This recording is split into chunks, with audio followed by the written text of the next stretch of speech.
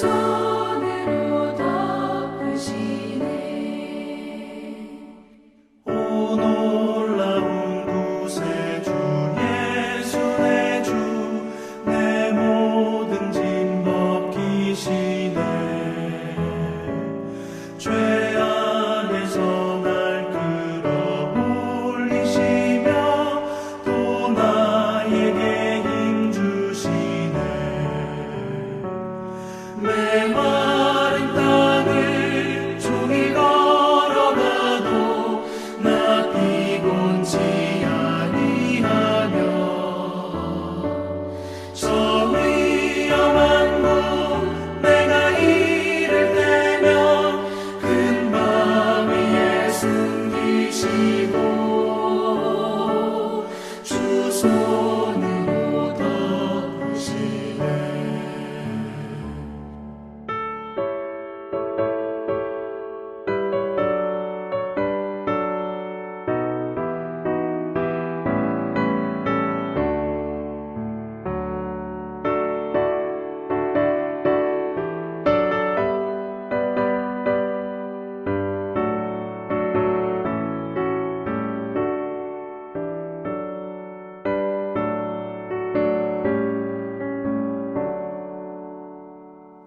측량 못할 은혜로 채우시며 늘 성령에 감화주사 큰 기쁨 중 주님을 찬양토록 내 믿음을 도우시네. 메마른 땅을 종일 걸어가도 나 피곤치 아니하며 저 위험한 곳 내가 이를 때면 큰 바위 위에 숨기시고 주 손으로 덮으시네. 주 예수님 공중에 임하실 때 나 일어나 맞이하리. 그 구원의 은총을 노래하리. 저 천군과 천사 함께 메마른 땅을 종일 걸어가도 나 피곤치 아니하며 저 위험한 곳 내가 이를 때면 큰 바위 위에 숨기시고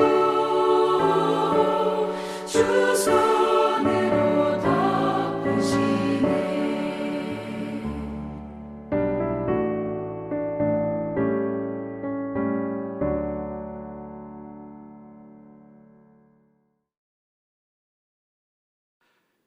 오늘 우리 주신 하나님의 말씀은 다니엘서 8장 1절에서 14절까지의 말씀입니다. 나 다니엘에게 처음에 나타난 환상 후 벨사살 왕 제3년에 다시 한 환상이 나타나니라. 내가 환상을 보았는데 내가 그것을 볼 때에 내 몸은 엘람 지방 수산성에 있었고 내가 환상을 보기는 을레 강변에서이니라. 내가 눈을 들어 본즉 강가에 두 뿔 가진 순양이 섰는데 그 두 뿔이 다 길었으며 그 중 한 뿔은 다른 뿔보다 길었고 그 긴 것은 나중에 난 것이었더라. 내가 본즉 그 순양이 서쪽과 북쪽과 남쪽을 향하여 받으나 그것을 당할 짐승이 하나도 없고 그 손에서 구할 자가 없으므로 그것이 원하는 대로 행하고 강하여졌더라. 내가 생각할 때 한 순염소가 서쪽에서부터 와서 온 지면에 두루 다니되 땅에 닿지 아니하며 그 염소의 두 눈 사이에는 현저한 뿔이 있더라. 그것이 두 뿔 가진 순양 곧 내가 본 바 강가에 섰던 양에게로 나아가되 분노한 힘으로 그것에게로 달려가더니 내가 본즉 그것이 순양에게로 가까이 나아가서는 더욱 성내어 그 순양을 쳐서 그 두 뿔을 꺾으나 순양에게는 그것을 대적할 힘이 없으므로 그것이 순양을 땅에 엎드러뜨리고 짓밟았으나 순양을 그 손에서 벗어나게 할 자가 없었더라. 순염소가 스스로 심히 강대하여 가더니 강성할 때 그 큰 뿔이 꺾이고 그 대신에 현저한 뿔 넷이 하늘 사방을 향하여 났더라. 그중 한 뿔에서 또 작은 뿔 하나가 나서 남쪽과 동쪽과 또 영화로운 땅을 향하여 심히 커지더니 그것이 하늘 군대에 미칠 만큼 커져서 그 군대와 별들 중에 몇을 땅에 떨어뜨리고 그것들을 짓밟고 또 스스로 높아져서 군대의 주제를 대적하며 그에게 매일 드리는 제사를 없애버렸고 그의 성소를 헐었으며 그의 악으로 말미암아 백성이 매일 드리는 제사가 넘긴 바 되었고 그것이 또 진리를 땅에 던지며 자의로 행하여 형통하였더라. 내가 들은즉 한 거룩한 이가 말하더니 다른 거룩한 이가 그 말하는 이에게 묻되 환상이 나타난 바 매일 드리는 제사와 망하게 하는 죄악에 대한 일과 성소와 백성이 내준 바 되며 짓밟힐 일이 어느 때까지 이를꼬 하매 그가 내게 이르되 2300 주야까지이니 그때 성소가 정결하게 되리라 하였느니라. 아멘. 다니엘서를 보면 두 가지 언어로 기록된 것을 볼 수 있습니다.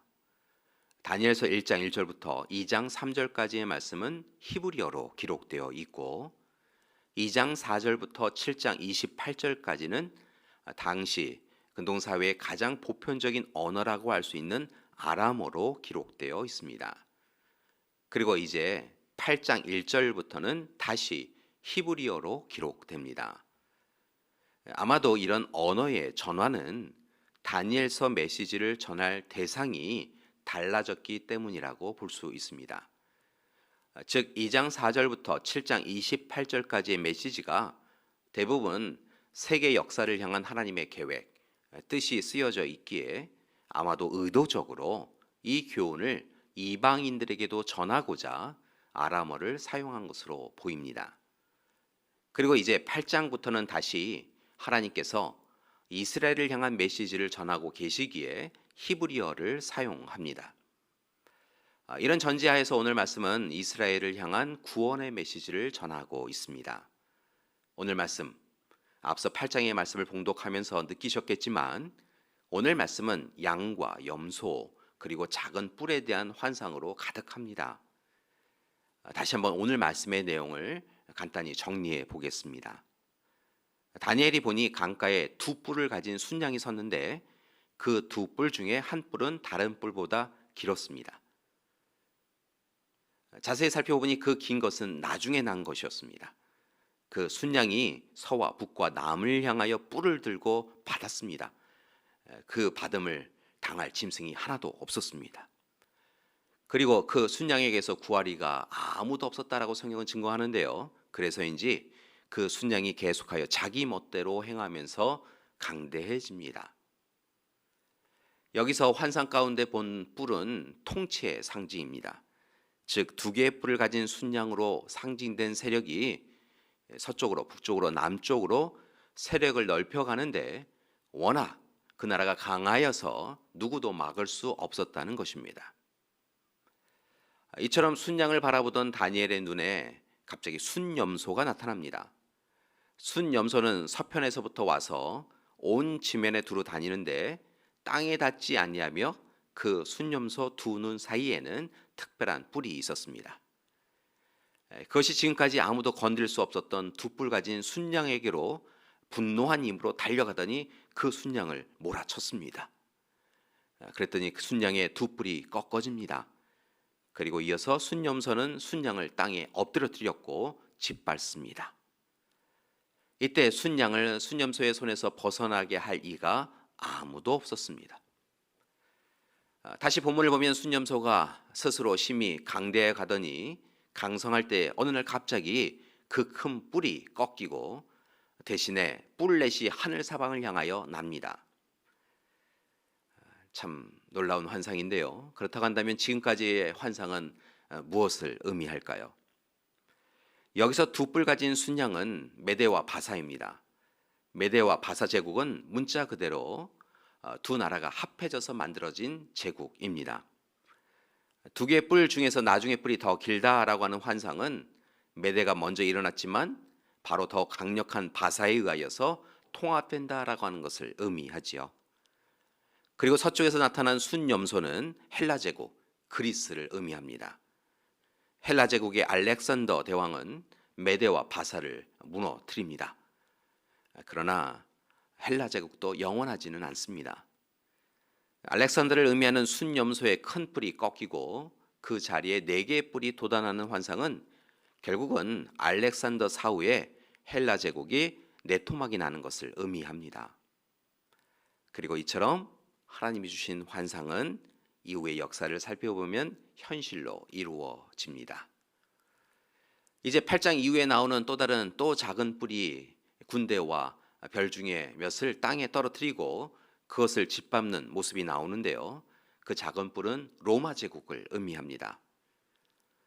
이처럼 다니엘 8장에서 말하는 순양, 순염소 그리고 뿔의 환상은 다니엘에게만이 아니라 우리에게도 귀한 깨달음과 도전을 줍니다.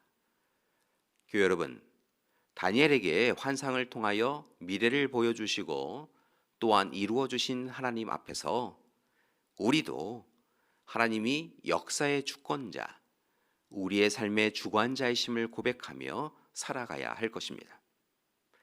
그리고 이제 특별히 2가지를 꼭 기억하시기 원합니다. 첫 번째입니다. 하나님의 말씀은 분명히 성취됨을 확신하며 사시기 바랍니다. 다니엘의 환상에서 보여주는 것처럼 세상을 이끌어가는 분은 하나님이십니다. 하나님의 계획은 분명히 이루어집니다. 때로 우리의 삶이 힘겹고 어려워도 하나님의 약속, 즉 하나님은 우리의 하나님이 되어 주시고 우리를 지켜주시며 도우신다라고 하시는 그 약속은 변함이 없다는 것입니다. 따라서 분명 하나님께서 때로 악의 세력을 허용하셨지만 곧 또한 반드시 그 고난의 한계를 분명하게 하시고 우리를 회복시켜 주실 것임을 확신하고 오직 더욱 힘써서 말씀의 신실하심을 믿고 말씀이 성취될 때까지 인내하며 기다리시기 바랍니다. 둘째는 하나님의 말씀에 겸손히 순종해야 한다는 것입니다. 다니엘의 환상을 보면 영원한 것은 하나님의 말씀밖에는 없습니다. 따라서 하나님의 도우심으로 살아가면서 스스로 무엇이 된 양 교만하고 자만하게 살아서는 안 됩니다. 우리 자신과 세상의 주권자이신 하나님의 뜻이 세상을 이끌어가므로 우리는 오직 하나님의 뜻에 날마다 모든 곳에서 겸손히 순종해야 합니다. 특별히 하나님의 말씀을 가볍게 여기거나 소홀하게 여겨서는 안 됩니다. 날마다 오직 우리를 향하신 하나님의 말씀을 두려운 마음으로 겸손히 받아들이고 그 말씀을 철저하게 순종해야 합니다. 교회 여러분, 오늘 우리는 어떤 삶을 살고 있습니까? 다니엘은 그의 인생을 통하여 날마다 하나님 앞에 경건한 삶을 살아갔습니다. 그를 둘러싼 세상의 역사는 순양, 순염소, 뿔이 보여주듯 계속하여 두려움 가운데 변해갔지만 분명한 것은 다니엘은 그 모든 사건과 역사의 주관자이신 하나님만을 바라보고 하나님만을 의지하고 신뢰하며 말씀의 성취를 소망하며 겸손히 살아갔습니다. 교회 여러분, 오늘 이 시대 종말론적 삶을 살아가는 우리의 삶이 그러기 원합니다. 그때 하나님께서 우리에게 약속하신 말씀을 이루어 주시고 악은 물리쳐 주시고 선은 더욱 온전해지도록 이끌어 주실 것입니다. 오늘 하루도 다니엘처럼 하나님의 자녀답게 하나님이 하나님이심을 고백하며 말씀대로만 살아가시기 바랍니다. 그때 지난 시간 우리의 삶과 세상의 역사를 이끌어 주신 하나님께서 바로 이 삶의 현장에서 우리와 함께하여 주시며 귀하고 좋은 길로 우리를 인도해 주실 것입니다. 하나님의 손을 꽉 붙잡으시고 하나님의 은혜를 누리시는 귀한 하루 되시기를 간절히 기도드립니다. 함께 기도하시겠습니다. 사랑의 하나님, 우리의 삶을 하나님 앞에 내어 맡깁니다. 세상은 분주하게 세상의 힘과 권세로 나아가지만 하나님, 그 모든 세상의 주권자이신 하나님의 뜻 안에 모든 것이 거하고 있음을 고백합니다. 하나님, 하나님의 뜻을 우리에게 이루어 주시옵소서. 하나님의 뜻을 우리의 가정과 교회와 이 나라 이 민족 위에 이루어 주시옵소서. 그리하여 하나님, 하나님이 뜻하시는 모든 것이 우리의 삶을 이끌어갈 수 있도록 도와주시옵소서. 이제는 우리 주 예수 그리스도의 은혜와 하나님의 사랑하심과 성령님의 돌보시고 함께 하시는 귀한 역사가 오늘 이 시간 우리에게 허락하여 주신 다니엘의 환상을 통하여서 더욱 힘써서 하나님의 말씀을 확신하고 말씀에 순종하며 하나님 나라의 자녀로서 백성으로서 살아가기로 작정하는 우리 믿음의 가족들 위해 지금부터 영원토록 함께 하시기를 간절히 축원하옵나이다. 아멘.